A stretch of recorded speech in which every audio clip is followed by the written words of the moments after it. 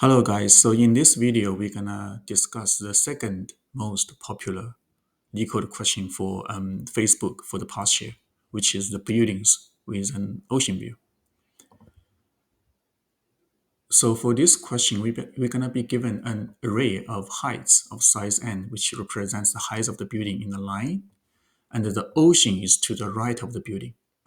And the building has an ocean view if the building can see the ocean without obstructions. Okay, so basically, if all the buildings to the right of the current building is lower, has a smaller height, and we're gonna return the list of indexes of the buildings that have the ocean view, sorted in increasing order. So let's look at example one.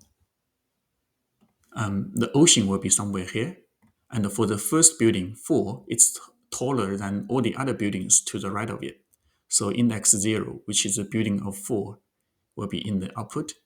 And then the second building, 2, which is lower than the building to the right of it. So the second building won't be in the output. And the third building has a height of 3, which is taller than 1. So index 2 will be in the output. And the last building, it has nothing to the right of it. So it has an ocean view as well. So this is output. And for the second example, ocean is here. So the first building is taller than all the other buildings to the right of it. So it's in the output. And the second building is taller than all the other buildings, and it's the same in the output, and the same for the other two buildings. And the output has to be in the ascending order, so the output indexes has to be sorted. So initially, the naive logic would be like, we can do a double loop, nested loop.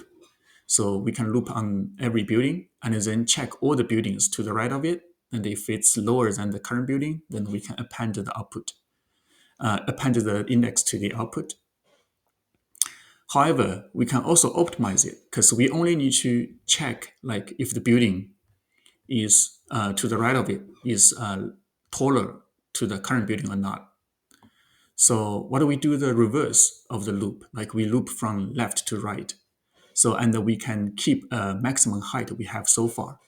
So in this case, if the current building is taller than the maximum height we have right now, then this building will have an ocean view.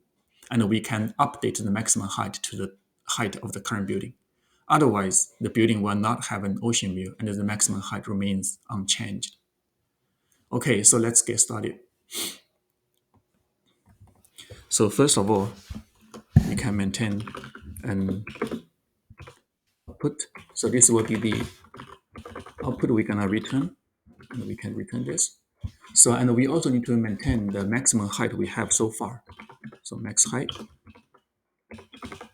which can be, we can make it like the minimum number for now, which is a float of negative infinite.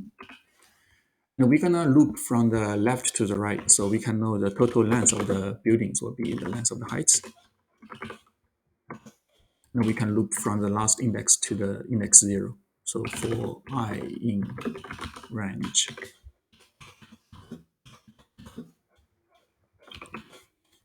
So we are looping on to from the last to the first.